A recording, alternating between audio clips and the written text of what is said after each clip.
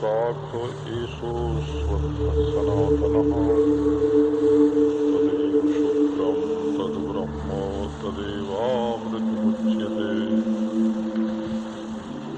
तस्मिन् लोकाश्रिताः सर्वे तदुनात्रीति कश्चन एतद्वै तत्।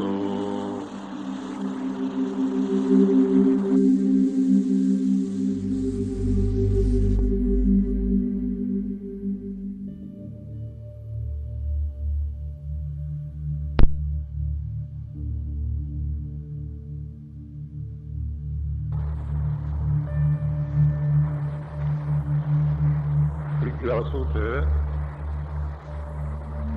तो वो कहते थे कि मैं अपने में प्रपंच का अभाव देखता हूं।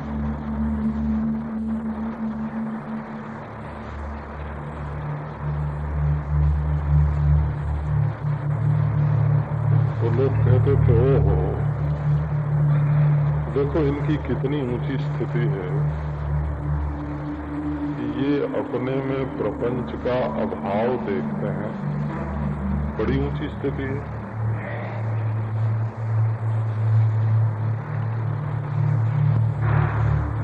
अब तत्व दृष्टि से देखो तो ये स्थिति ऊंची नहीं है।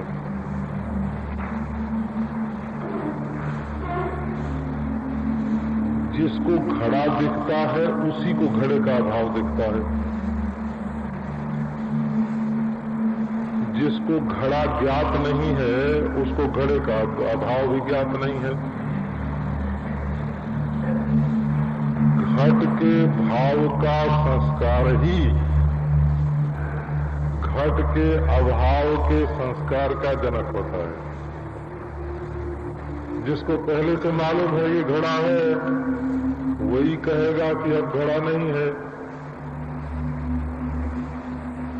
और जिसको घट है ये संस्कार ही नहीं है उसको घट का अभाव हो गया।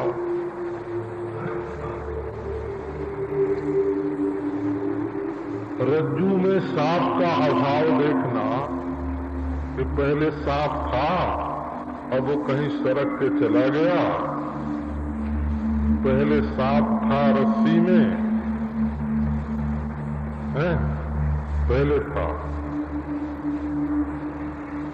ऊपर लिपटा हुआ था। देखो सांप था माने वस्तु थे और ऊपर लिपटा हुआ था माने देश था, और पहले था माने काल था। तो देश काल वस्तु तीनों का रज्जू में अध्यास ही हुआ, और अब रज्जू में सांप नहीं है।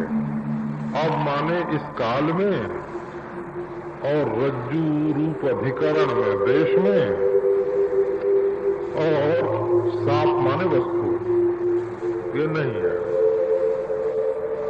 तो यदि ये कहो कि हम अपने स्वरूप में ब्रह्म में प्रपंच का अभाव देख रहे हैं,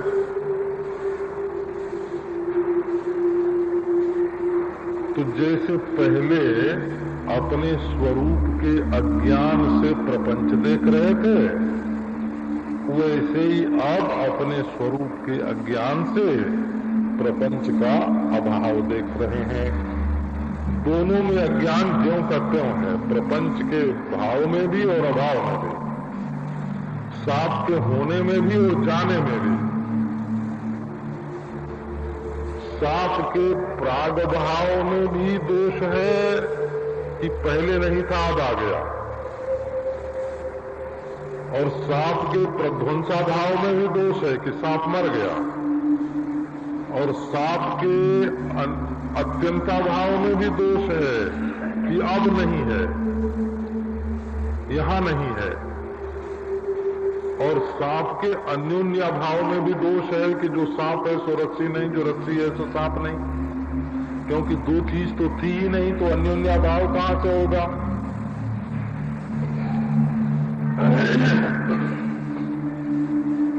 तो जैसे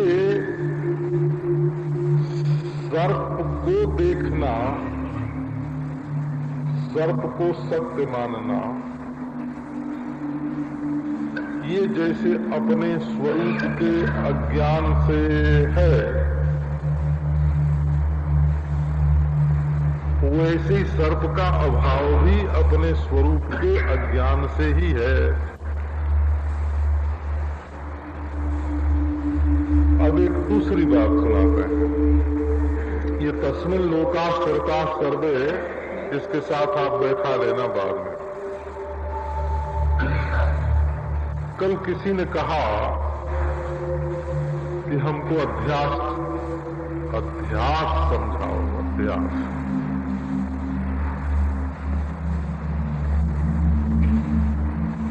तो अध्यास शब्द का अर्थ है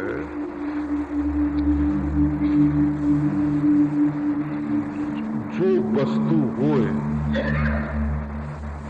उसके विपरीत उसको समझना, है ना। अतस्मिस्तद्बुद्धि ही अध्यासः इति असकृत अवोचामः। अध्यास माने हमारी बुद्धि, उल्टी बुद्धि। एक चंद्रमा को दो चंद्रमा समझना अध्यास है, रस्सी को सांप समझना अध्यास है, आकाश को नीला समझना अध्यास है, और अपने को परिच्छिन्न समझना अध्यास है। अध्यास माने एक जगह जो चीज देखी गई उसको दूसरी में मान बैठना, जो चीज वस्तुतः अन्य है उसको अन्य समझना, इसका नाम अध्यास है। अतस्मिन तद्बुद्धि, तत् से व्यतिरिक्त में तद्बुद्धि। मोहन को सोहन समझना अध्यास है, सोहन को मोहन समझना अध्यास है।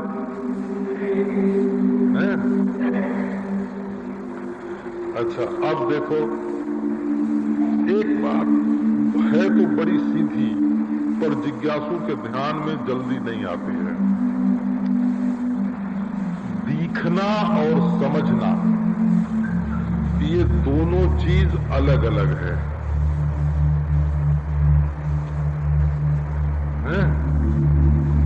तो तुम क्या पूछते हो कि ये सृष्टि कब से दिखने लगी, ये पूछते हो कि इसको हम सत्य कब से समझने लगे, ये पूछते हो। ये देखो, दिखना और समझने में फर्क है ना। देखो, हमारा जब से जन्म हुआ, माने जब से हम हैं, ऐसे भी समझ लो। इस शरीर की दृष्टि से यूं बोलेंगे कि जब से हमारा जन्म हुआ, और सूक्ष्म शरीर की दृष्टि से यूं बोलेंगे कि जब से हम जीव हैं, और तत्व दृष्टि की बात छोड़ दो। ये आकाश हमको नीला दिखता है नहीं ये बात बचपन से, तो ये बुद्धि नहीं थी कि आकाश निराकार है, आकाश व्यापक है, आकाश परिपूर्ण है, आकाश में कोई रंग नहीं है, आकाश नीला नहीं है। ये बात हमारी समझ में नहीं थी। तो समझो कब से नहीं थी, वो जन्म से ही नहीं थी, समझ ही नहीं थी।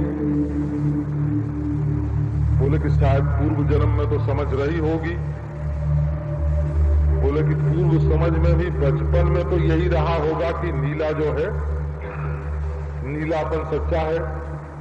तो वो कब से था? इसका मतलब ये है कि जब तक हम आकाश को ठीक ठीक नहीं समझेंगे, तब तक नीलिमा देखेंगे और उसको सत्य समझेंगे, ये दुहरी वृत्ति रहेगी। और जब हम बड़े होंगे, बड़े बूढ़ों से समझेंगे, आकाश का स्वरूप समझेंगे, तो आकाश को नीला तो देखेंगे, जब तक आंख रहेगी तब तक आकाश को नीला देखेंगे, लेकिन समझदारी आ जाने से उसको सच्चा नहीं समझेंगे। हम बचपन में हमको ऐसा लगता था कि यदि हम धरती पर चलते जाएं तो कहीं न कहीं ये धरती से लगा हुआ आकाश मिलेगा, या आसमान में उड़ते जाएं तो कहीं जाके बिल्कुल नीला ही नीला होगा, हम डूब जाएंगे उसमें, नीलिमा में। पानी में आदमी डूबता है, पानी की नीलिमा में नहीं डूबता है। ये समुद्र जो है ना, समुद्र है ना, उसके पानी में आदमी डूबता है, उसकी नीलिमा में नहीं डूबता है। तो इस बात का विभाग कर लो, दिखना और चीज है और उसके बारे में उल्टी समझ और चीज है? अब ये जो अपना आत्मा है प्रकाशक, ये देखो अब कब तब सबका प्रकाशक है। तो जब ये पूछोगे कि ये प्रपंच को कब से देख रहा है, तो बोले भाई जब से इसको देखना आया है। तो देखना कब से आया है? तो देखना तो इसका स्वरूप है, देखना ही तो आत्मा का, चेतन का स्वरूप है। बोले ये किसको देख रहा है? बोले कि जो दिखता हुआ मालूम पड़ता है उसको देख रहा है। तो तत्वज्ञानी लोग क्या यही समझते हैं कि किसी अन्य को देख रहा है? तो नहीं, अपने आप को ही देख रहा है।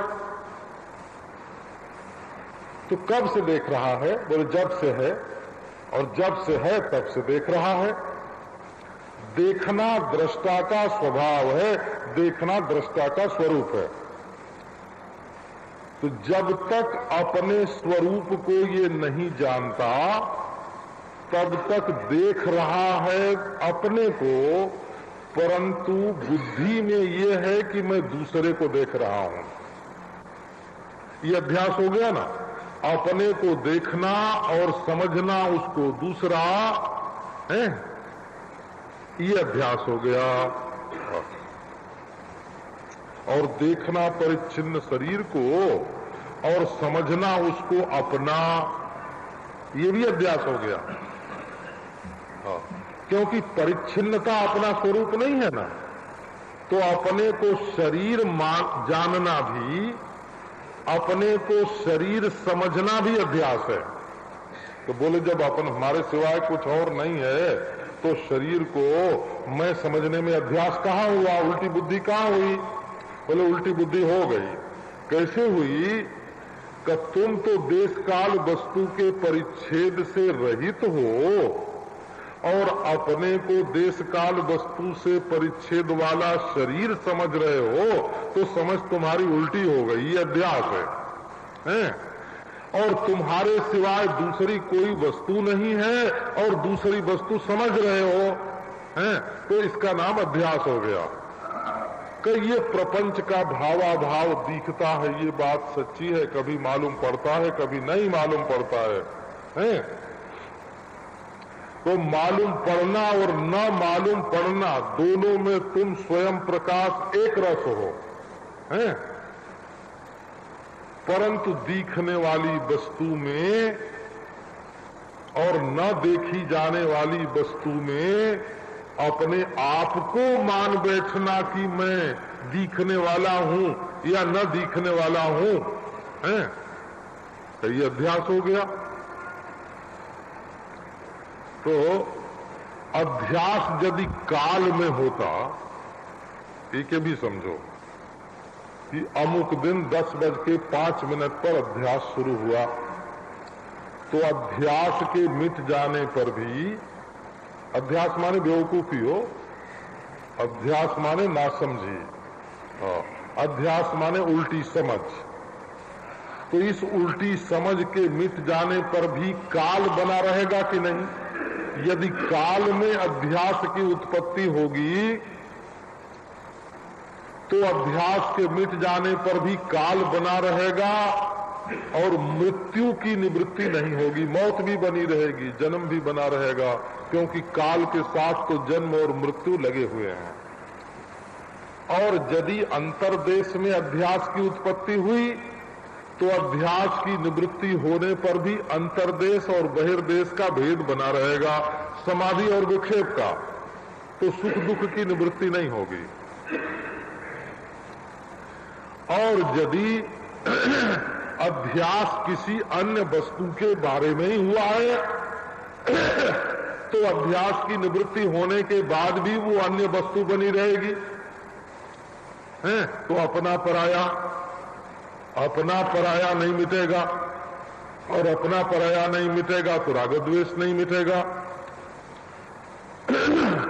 तो यदि अध्यास किसी देश में हुआ है, किसी काल में हुआ है, किसी अन्य वस्तु सत्य अन्य वस्तु के संबंध में हुआ है, तो अध्यास की निवृत्ति के बाद भी न जन्म मिटेगा, न मृत्यु मिटेगी, न राग मिटेगा, न द्वेष मिटेगा, और न सुखीपना दुखीपना मिटेगा, और न समाधि विक्षेप का जो भेद है सो मिटेगा।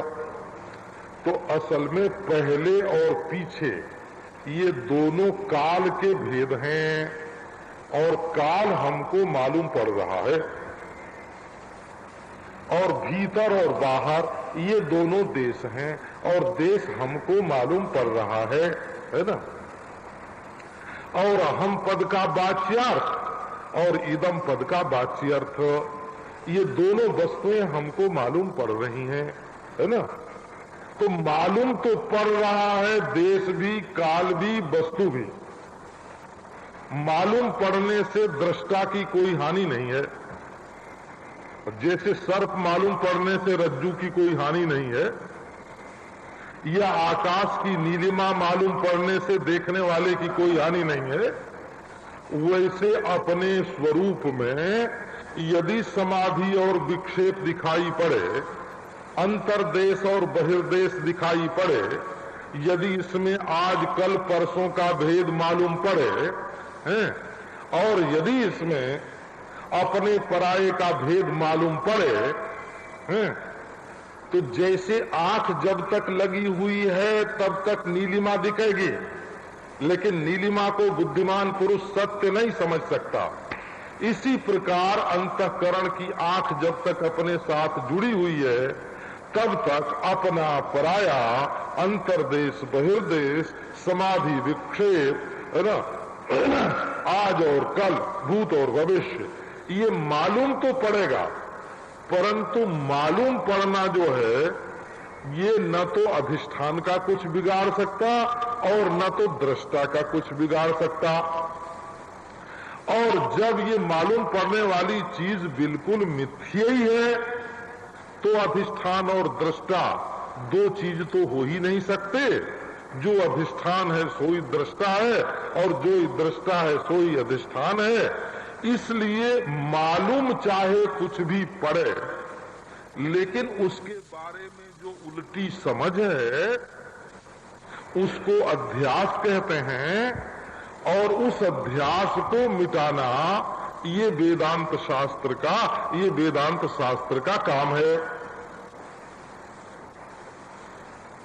एक होता है समाधि का आनंद और एक होता है विषय का आनंद, विषय भोग का। तो जिसके लिए अपने से अन्य प्रपंच का बाध हो जाता है उसके लिए विषयानंद और समाधि का आनंद दोनों एक है, क्योंकि दोनों अध्यस्त हैं। अध्यस्त हैं माने आरोपित हैं। जैसे रस्सी में सांप आरोपित है, अब उसी को अध्यस्त बोलते हैं। जिसका अध्यास किया गया उसको अध्यस्त बोलेंगे, और जिसमें अध्यास किया गया उसको अधिष्ठान बोलेंगे। जिसमें अध्यास किया गया सो अधिष्ठान है, और जिसका अध्यास किया गया सो अध्यस्त, जिसमें और जिसका, जिसका अध्यास सो अध्यस्त और जिसमें अध्यास सो अधिष्ठान है। और ये जो उल्टी बुद्धि, उस बुद्धि को बोलते हैं अध्यास। अब ये जो बुद्धि है ये क्षणिक विज्ञान रूपा है, ऐसा बौद्ध कहते हैं, और निरधिष्ठान बुद्धि नहीं हो सकती। बुद्धि किसी में होती है, बुद्धि का कोई साक्षी होता है, बुद्धि का कोई अधिष्ठान होता है। ये देश काल वस्तु तीनों बुद्धि के साथ फुरते हैं और बुद्धि के साथ लुप्त होते हैं। इसलिए जैसे ब्रह्म अनादि है, वैसे प्रपंच का दर्शन भी अनादि है। जैसे आंख जब से है तब से आकाश में नीलिमा है, वैसे दृष्टापन, स्वयं प्रकाशपन आत्मा का स्वरूप है। इसमें जो प्रपंच का दर्शन है वो तो अनादि है ना, और वो अपने से अन्य रूप में चूंकि दिख रहा है, इसलिए तद विषयक अपने स्वरूप का अज्ञान जब से है तब तक उसमें सत्यत्व का भ्रम भी है। और जब अपने स्वरूप का ज्ञान हो जाएगा तो अज्ञान मिट जाएगा, भ्रम मिट जाएगा, अध्यास मिट जाएगा। इसलिए जगत में जो सत्यत्व की भ्रांति है वो अनादि होने पर भी शांत होती है, ऐसा वेदांत का सिद्धांत है। कि भाई तुम में से जर्मनी भाषा कितनों को आती है? बोले भाई हमने सीखा है, हमको आती है। अरे सीखने पर ना आई, बचपन में कहाँ आती थी? बचपन में तो हिंदी भी नहीं आती थी, गुजराती भी नहीं आती थी, अंग्रेजी भी नहीं आती थी। जब पैदा हुए थे हैं, तो भाषा का अज्ञान था कि नहीं? कि वो कब से था? हैं? बोले मां के पेट में से ही था। कि अच्छा तो बाप के बीर्ज में होगा, कि उसके पहले होगा? नहीं, तुम्हारी सत्ता तो अनादि है, तो भाषा का अज्ञान भी तुम्हारा अनादि है। लेकिन जब सीखो तो अज्ञान मिट जाएगा कि नहीं? लिपि का अज्ञान, भाषा का अज्ञान सीखने से मिट जाएगा कि नहीं?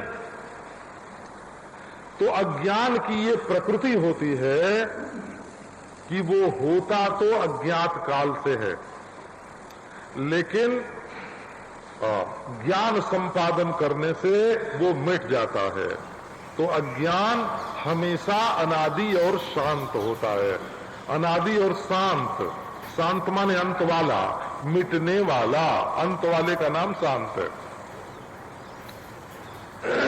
क्योंकि मैंने स्कूल में नहीं पढ़ा ना, तो बोलते समय हम शांत को शांत बोल जाते हैं। बोला मैंने किसी स्कूल में पढ़ा वढ़ा नहीं, तो ऐसे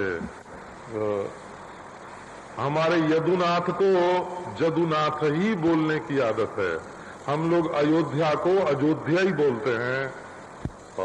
किसी भी रीति से अयोध्या को अयोध्या नहीं बोलना चाहिए, ये हम जानते हैं, परंतु हम अयोध्या को अयोध्या ही बोलते हैं, ये बोलने की रीति है।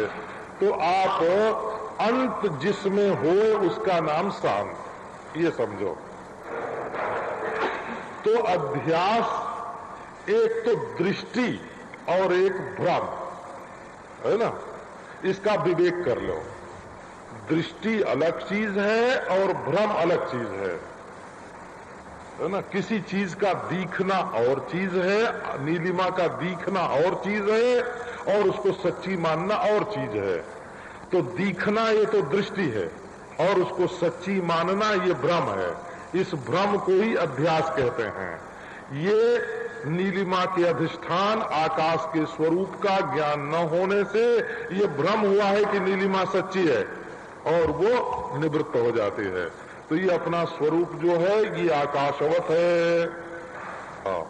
आकाशवत। और ये प्रपंच जो है, दृश्यमान प्रपंच, ये नीलिमा के समान है।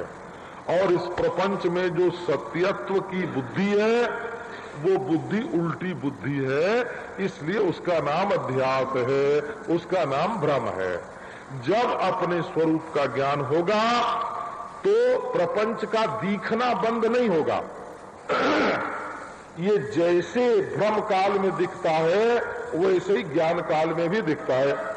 हाँ, ये नहीं कि ज्ञानी अंधा होता है ना, कि ज्ञानी गूंगा होता है, ज्ञानी बहरा होता है, ज्ञानी नपुंसक होता है, कि ज्ञानी है ना पंगु होता है, लूला लंगड़ा होता है, हाँ, ज्ञानी बेहोश रहता है, ये नहीं। ज्ञानी को सारा प्रपंच वैसे ही दिखता है जैसे अज्ञानी को आंख से लाल काला पीला की पहचान होती है ना अज्ञानी को, वैसे ही ज्ञानी को भी होती है लाल काला पीला है। और ये घट बोलता है कि मठ बोलता है, ये जैसे कान से अज्ञानी सुनता है वैसे ज्ञानी की कान से भी सुनाई पड़ता है। तो ये प्रपंच की दृष्टि में, दर्शन में फर्क नहीं पड़ता है, बुद्धि में फर्क पड़ता है ना।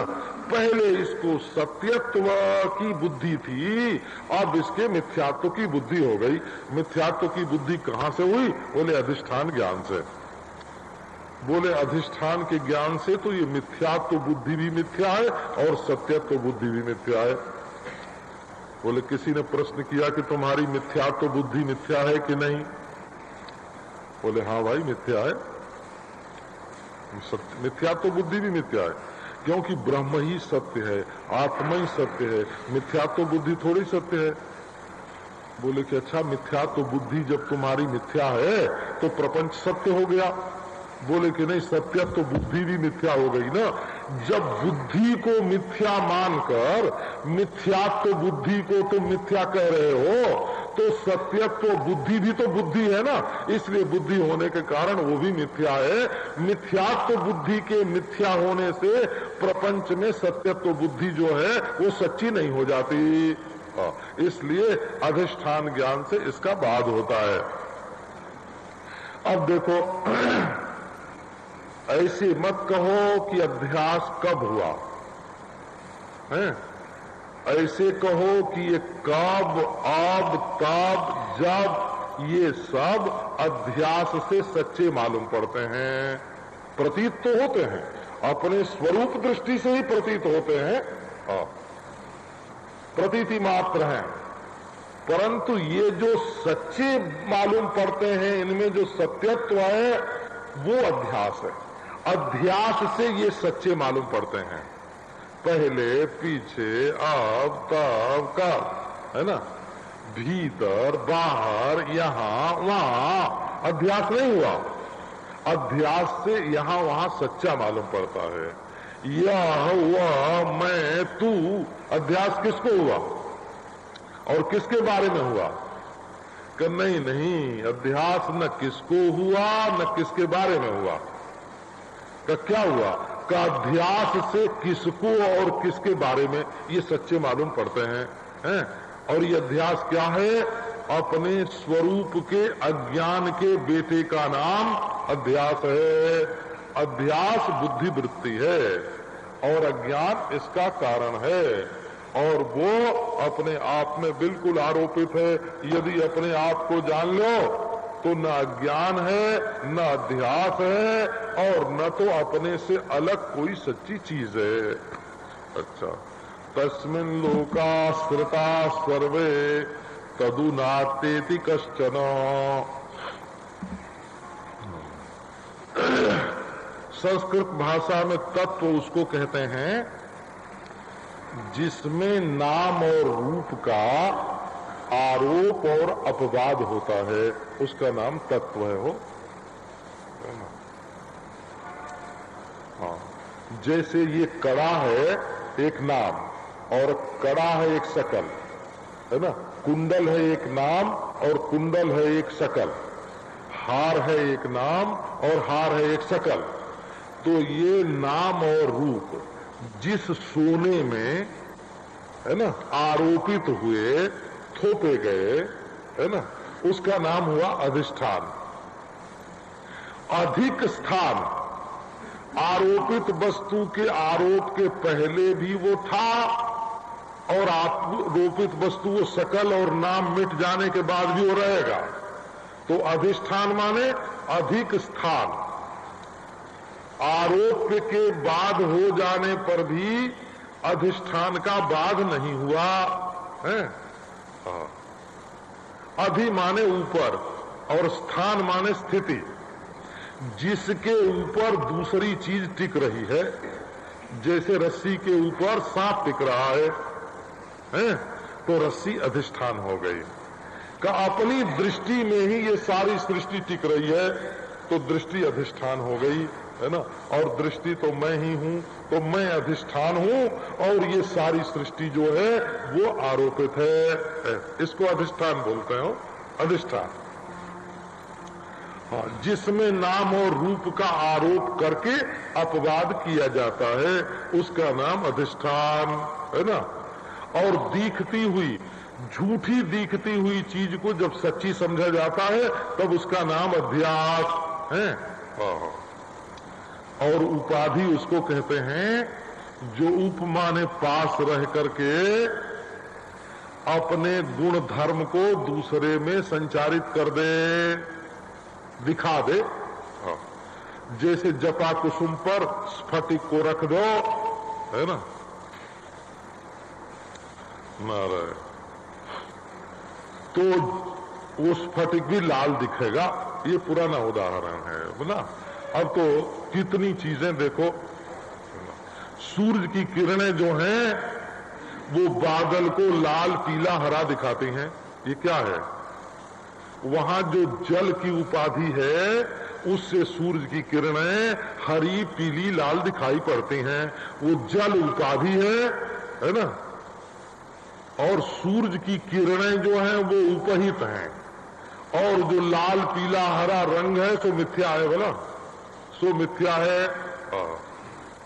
तो इसी प्रकार अंतःकरण की उपाधि, उप माने पास और आधि माने आधान, उप माने पास और आधि माने आधान। पास की वस्तु में जो अपने गुण आदि का आधान कर दे उसका नाम उपाधि। उपाधि। तो तस्मिन् लोकाश्रिता सर्वे, सब के सब लोक, ये लोक जो हैं, लोक माने जो लोचन के विषय हों सो लोक। लोच्यन्ते, लोच्यन्ते, लोचन विषयी क्रियन्ते इति लोकाः। दृश्य पदार्थाः लोक्यन्ते, लोक्यन्ते इति लोकाः। जो आलोकित होते हैं, भासते हैं, जो दृश्य हैं, उनका नाम लोक है। लोक माने आदमी भी होता है, वो स्त्री पुरुष को भी लोक कहते हैं। लोकतंत्र, लोक माने वोटर। देखो ना, लोकतंत्र में जो लोक शब्द है, लोक माने वोटर है। और धार्मिकों के जो लोक शब्द हैं, स्वर्ग लोक, नरक लोक, मर्त्य लोक, ये विशेष विशेष जो दैसिक विभाजन है उसको लोक बोलते हैं। और वेदांती लोग जो दृष्टा का विषय है उस विषय को ही लोक बोलते हैं। आपको यदि आत्मा का ज्ञान प्राप्त करना है तो विवेक करना पड़ेगा। सुरेश्वराचार्य ने दो दृष्टांत दिए हैं। एक तो कहते हैं कि देखो, शरीर को तुम 3.5 हाथ का मैं मानते हो, तो इसमें टट्टी भी है, पेशाब भी है, हड्डी भी है, मांस भी है। इसको मैं मान रहे हैं ना। थोड़ी देर में थूक दिया, तो थूक निकल के तुम्हारे शरीर में से बाहर गया कि नहीं? तो बाहर गया, तो तुम्हारा उतना मैं बाहर चला गया। बोले बेवकूफ हो भाई, है ना? कोई नहीं मानता है कि थूक बाहर जाने से हमारा मैं बाहर चला गया, कोई नहीं मानता है। टट्टी हो आते हैं खेत में, है ना? अब कोई कहे कि वो अच्छा है कि बुरा है, क्या मतलब है, तो छोड़ आए। दूसरा दृष्टांत दिया है उन्होंने कि किसी ने अपना हाथ काट दिया और काट के फेंक दिया। छित्वा त्यक्ते स्वहस्ते वही, काट के फेंक दिया। अब मैं ये कटे हुए हाथ वाला मैं हूं, ये अभिमान उसको होगा? नहीं हो सकता। छित्वा त्यक्ते स्वहस्ते वही। इसी प्रकार जब हम ये देखते हैं कि जो दृश्य है उससे न्यारा मैं, दृश्य को जानने वाला मैं,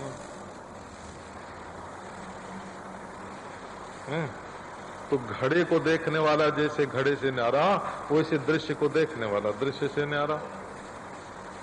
ये देखो ये विवेक हुआ, इसका नाम विवेक है। कि विवेक क्यों करना? विवेक नहीं करोगे तो वेदांत ज्ञान में प्रगति नहीं होगी। क्यों नहीं होगी? कि ये जो परिच्छिन्न शरीर को तुम मैं मान करके बैठे हो, इस परिच्छिन्न देह से अपना अलगाव होगा ही नहीं यदि अपना विवेक नहीं करोगे। पहले ही मान लो कि मैं शरीर हूं, तो मच्छर भी मानता है, चींटी भी मानती है। तुमने वेदांत पढ़ के माना तो है ना, क्या समझ लिया, क्या समझ में आया तुम्हारे? चींटी देह को मैं मानती है कि नहीं? मच्छर देह को मैं मानता है कि नहीं? खटमल देह को मैं मानता है कि नहीं? तो तुम बड़े भारी ज्ञानी हो गए और देह को मैं मानने लगे, तो तुमको कोई ज्ञान हुआ? तो ज्ञानवान कुछ नहीं हुआ। तो इस परिच्छिन्न देह में से अपने आत्मा का अलगाव समझने के लिए पहले विवेक किया जाता है, और विवेक करके अपने को दृष्टा और जिसके हम दृष्टा हैं वो दृश्य। हम ये नहीं कहते हैं कि दृष्टा से दृश्य अलग है, हम ये कहते हैं कि दृश्य से दृष्टा अलग है। हाँ, इस बात को समझना चाहिए। घड़ा घड़े से माटी अलग है, माटी से घड़ा अलग नहीं है। हाँ, रंग से प्रकाश अलग है। प्रकाश तो ऐसा होता है जो न लाल न काला न पीला, है ना, लेकिन प्रकाश से अलग लाल काला पीला नहीं है ना। ये तो आप जानते ही हैं। रंग से प्रकाश जुदा है, प्रकाश तो शुद्ध भी होता है, बिना काले का, बिना लाल का, बिना नीले का, बिना पीले का।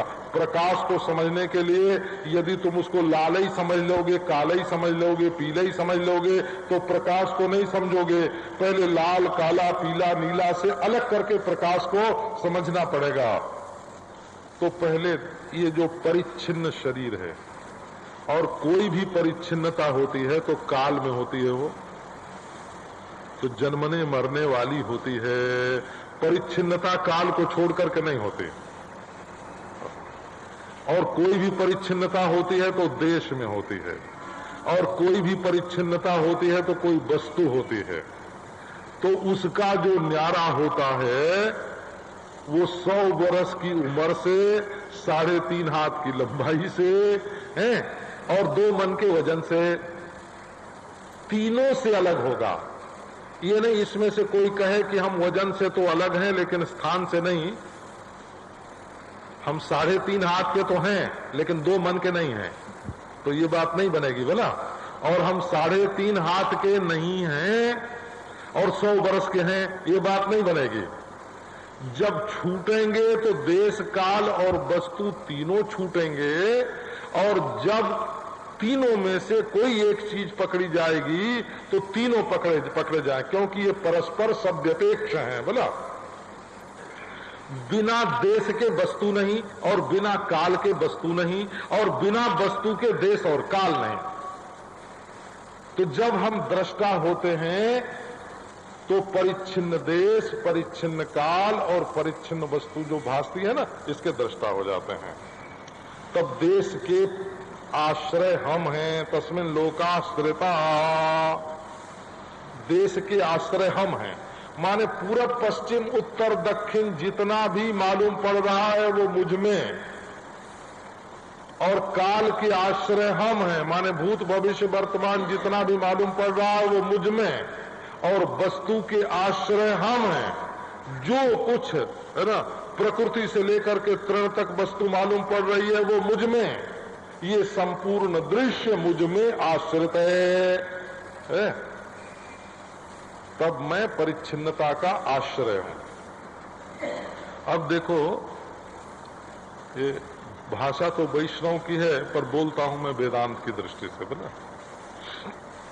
क्या एक शेष होता है, एक शेषी होता है। तो वैष्णव लोग कहते हैं कि शेषी हैं भगवान और शेष है ये जगत और जीव।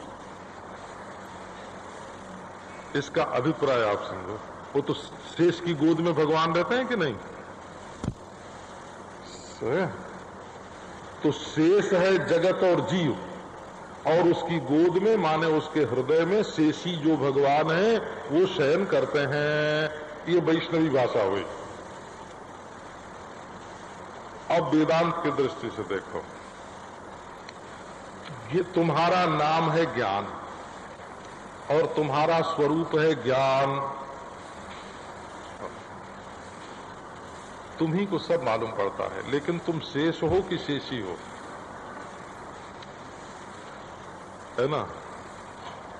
माने विषय का ज्ञान तुमको होता है ना? तुम्हारा ज्ञान हमेशा विषय के ही अधीन रहता है कि ज्ञान का कोई विषय हो तब तो ज्ञान है, और ज्ञान का कोई विषय न हो तो ज्ञान नहीं है, हैं? तो विषय शेषी हो गया और ज्ञान शेष हो गया। माने विषय के लिए ज्ञान है ना? हम औरत को जाने, हम बेटे को जाने, हम धन को जाने, हम स्वर्ग नरक को जाने, हम आजकल को जाने, हम यहाँ वहां को जाने, हम कुछ न कुछ जाने। तो कुछ न कुछ हो गया शेषी और ज्ञान हो गया उसका शेष। माने तुम पराधीन हो गए, तुम बेवकूफ हो गए, है ना? और ज्ञान है तुम्हारा स्वयं प्रकाश है। ज्ञान के लिए सब है। जो भी चीज तुम्हारे सामने है उससे ये सिद्ध होता है कि हम इसके प्रकाशक हैं। हमारी वजह से ये मालूम पड़ रहा है। हमारी वजह से है। हम देख रहे हैं, हम देख रहे हैं, हम देख रहे हैं। ज्ञान के अधीन विषय है कि विषय के अधीन ज्ञान है? बोले ज्ञान के अधीन विषय है, ये आध्यात्मिक दृष्टि है, और विषय के अधीन ज्ञान है, ये भौतिक दृष्टि है, हैं?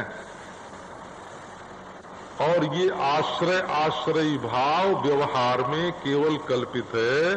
शुद्ध जो ज्ञान है वो न शेष है न शेषी है ना? न आश्रय है न आश्रित है ना? उसमें न विषय है न वृत्ति है ना? असल में यहां जिस ज्ञान को पहले हमने बताया कि ज्ञान से ही सब दिखता है, वो वृत्ति ज्ञान हुआ। आज को देखने वाला, कल को देखने वाला, परसों को देखने वाला, इसको देखने वाला, उसको देखने वाला, ये ज्ञान कौन है? तो वृत्ति ज्ञान है। मैं को देखने वाला, तू को देखने वाला।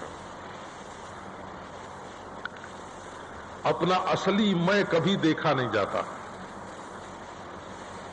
उसको जो देखने की कोशिश करता है वो जिंदगी भर मरता है। लो, बोले जिज्ञासा कहां गई? है? अरे ये जो विषय की जिज्ञासा है इसको मिटाने के लिए आत्मा की जिज्ञासा, और ये जो विषय का ज्ञान हो रहा है ना, ज्ञान के पेट में विषय के बदले आत्मा को जो भरा जाता है, वो असल में ज्ञान के पेट में आत्मा भरता नहीं। ज्ञान के पेट में आत्मा को भरने की कोशिश करने से विषय निकल जाता है। जो जिज्ञासा के पेट में ब्रह्म को भरने की कोशिश करते हैं, हाँ, वो जिज्ञासा के पेट में ब्रह्म नहीं भरता, वो तो जिज्ञासा का पेट ही फट जाता है। लेकिन विषय के पेट में, जिज्ञासा के पेट में से विषय निकल जाते हैं। तो जिज्ञासा क्या है? का हमारे ज्ञान में से विषय को निकालने के लिए एक उपाय है। ये ज्ञान में अनादि अनंत परिपूर्ण अविनाशी सच्चिदानंद घन ब्रह्म भरने का अभिप्राय क्या है? का असत अचेत दुख है परिच्छिन्न, ये हमारे ज्ञान के पेट में से निकल जाए, इतने ही अभिप्राय है। ब्रह्म से भरे हुए ज्ञान का नाम ज्ञान नहीं है, और विषय से खाली ज्ञान का नाम ज्ञान नहीं है। ज्ञान तो स्वयं है, स्वयंता है ज्ञान में, उसमें न देश काल वस्तु का भाव है न भाव है। ज्ञान में ब्रह्म नहीं है, ज्ञान ही ब्रह्म है। ज्ञान में भरोगे क्या है? ज्ञान आत्माकार वृत्ति है। कब बोले आत्माकार वृत्ति नहीं है, आत्मा ही ज्ञान है। ये जो वृत्ति में आत्मा का आकार भरा गया, ये तो अनात्मा को निवृत्त करने के लिए। ये जो वृत्ति में ब्रह्म भरा गया, वो तो जीव जगत को, ईश्वर को निवृत्त करने के लिए। नारायण। तो असल में ज्ञान अपना स्वरूप है, और ज्ञान में अंग अंगी भाव, कि ज्ञान अंगी है, जगत अंग है, इसका नाम सगुण ज्ञान हुआ है। और जगत अंगी है, ज्ञान अंग है, इसका नाम भौतिक ज्ञान हुआ, हो भौतिकवाद हुआ, जड़ता से ज्ञान निकला। ज्ञेय प्रधान है और ज्ञान उसमें उदय विलय होता है, ये भौतिकवाद हुआ। और ज्ञान प्रधान है और भूत उसमें उदय विलय होते हैं, ये अध्यात्म ज्ञान हुआ है। और ज्ञान हमसे कोई अन्य है, ये अधिदैववाद हुआ।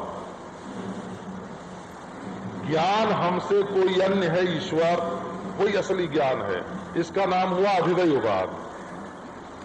और मैं ज्ञान हूं, बाकी मुझे मालूम पड़ता है, इसका नाम हुआ अध्यात्म ज्ञान, है ना।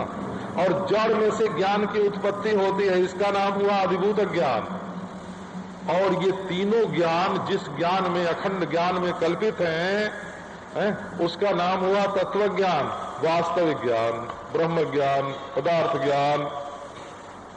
तो तस्मिन लोका आश्रिता सर्वे, जितने दृश्य हैं, है ना, ये सब इसी ज्ञान की चमक है, कचन है। कचन जो वाशिष्ठ में शब्द आता है, कचन, हाँ, ये कचन है कि ये स्फुरणा है, ये प्रतीति है।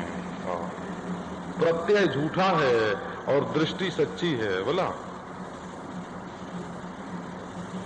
प्रत्यय माने हमारी आंख पुस्तक से टकराई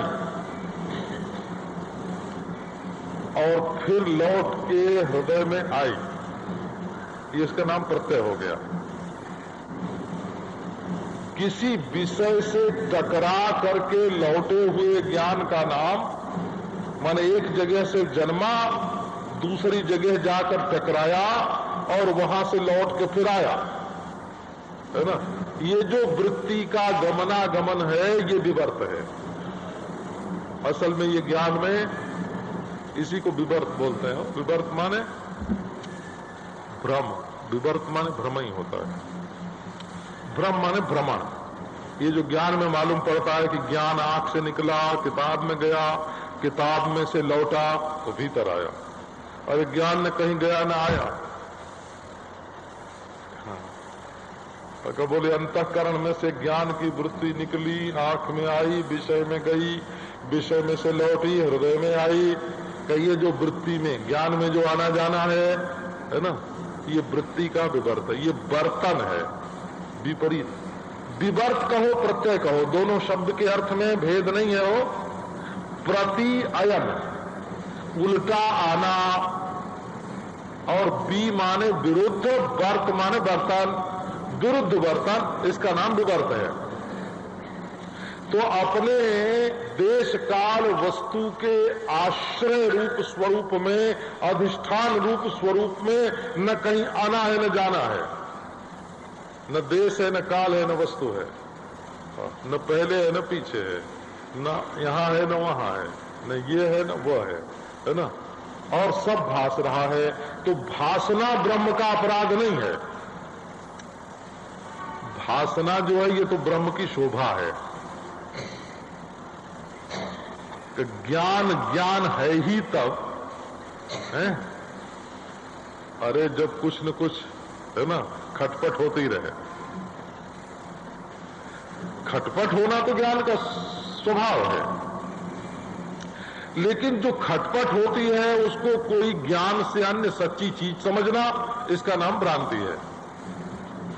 मरने दो, जीने दो, आने दो, जाने दो, दिखने दो, न दिखने दो, है ना। जागृत आवे, स्वप्न आवे, सुषुप्ति आवे, समाधि आवे, विक्षेप आवे, सृष्टि होवे, प्रलय होवे, स्थिति होवे, अनंत कोटि ब्रह्मांड जो हैं वो आपस में है ना आकर्षण विकर्षण के नियमानुसार घूमते हुए मालूम पड़े या टकरा करके ध्वस्त हो जाएं, परंतु ये जो ज्ञान स्वरूप है ये ज्यों का त्यों अखंड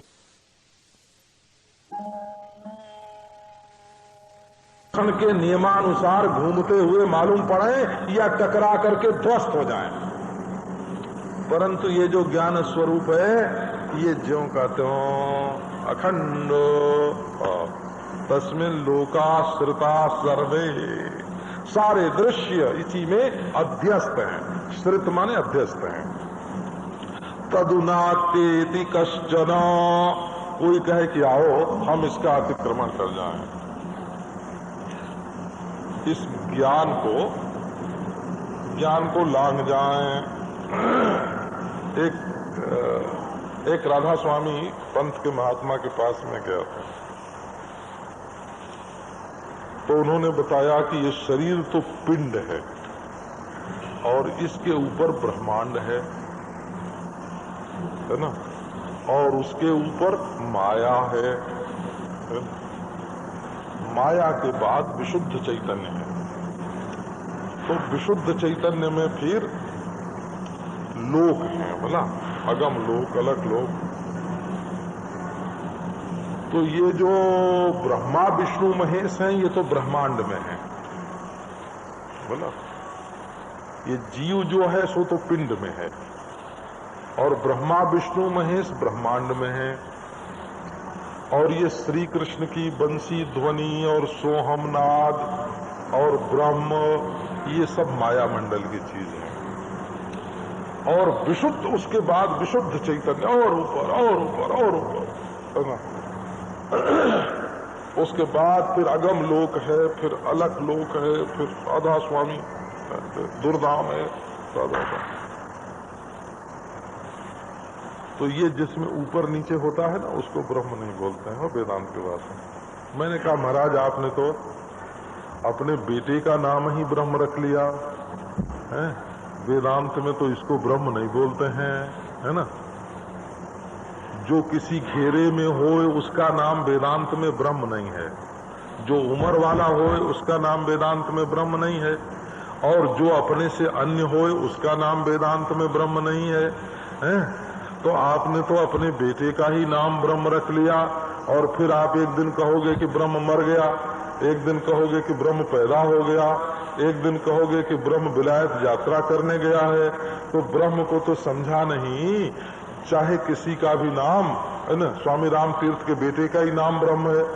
हमारे साधुओं में कई ब्रह्म जी हैं, ऋषिकेश में ब्रह्म जी हैं, वृंदावन में ब्रह्म जी हैं, परमहंस शास्त्र में रहते हैं, उनका नाम ब्रह्म जी है। तो वो मर जाएंगे और कोई कहे कि ब्रह्म मर गया, है ना, तो ऐसे नहीं। तो नारायण है ना, तदु नात्येति कश्चन, ब्रह्म उसको कहते हैं, सत्य उसको कहते हैं जो किसी के द्वारा बाधित न हो।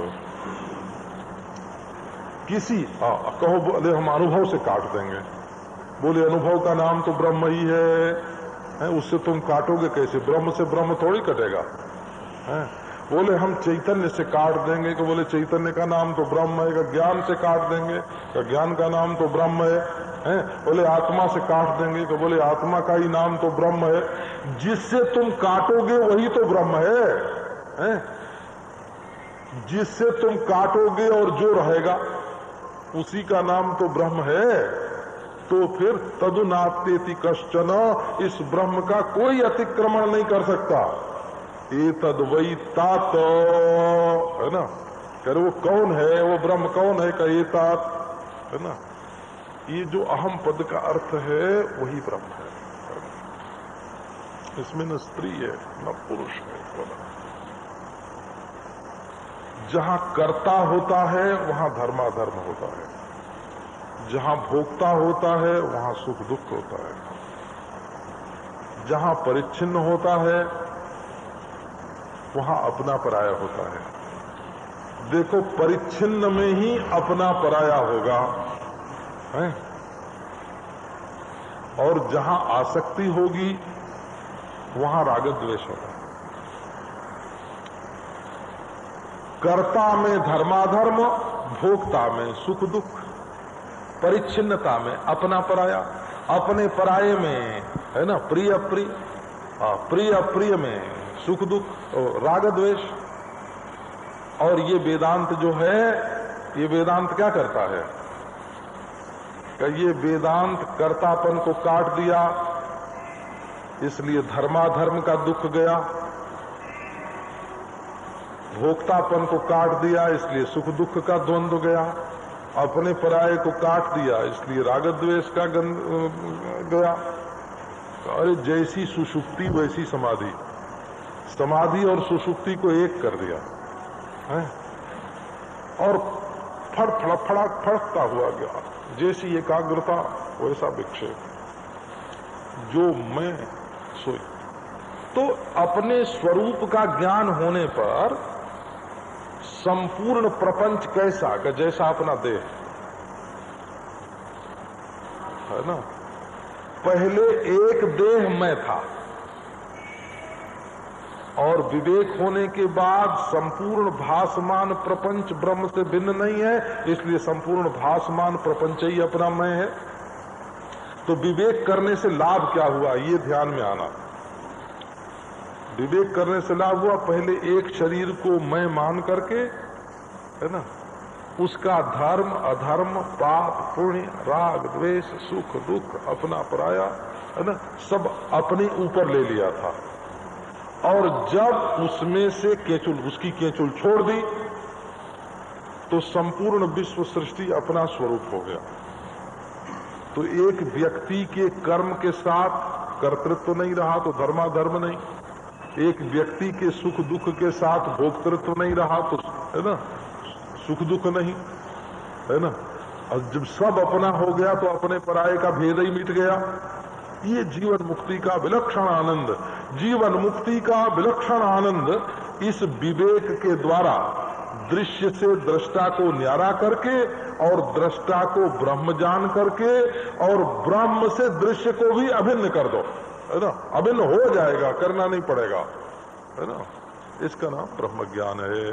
तदुनात्येति कश्चन एतद् वै तात, यही विवेक से सिद्ध जो त्वम पद लक्ष्यार्थ है, यही तात माने यही तत्पद लक्ष्यार्थ है।